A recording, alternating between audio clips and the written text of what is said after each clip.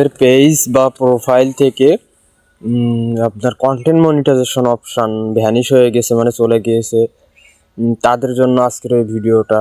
তো ভিডিওটা টান না দিয়ে সম্পূর্ণ ভিডিওটা দেখুন।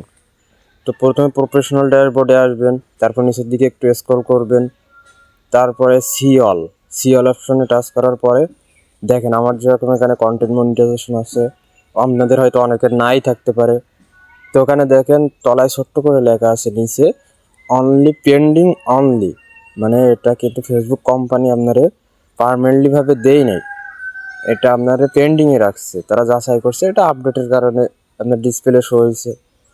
এটা সবার ক্ষেত্রেই আসছে, আবার অনেকেই চলে গেছে। দেখেন এটা আবার আসার পরে কিভাবে চলে গেছে সেটাও আমি আপনাদের দেখাচ্ছি।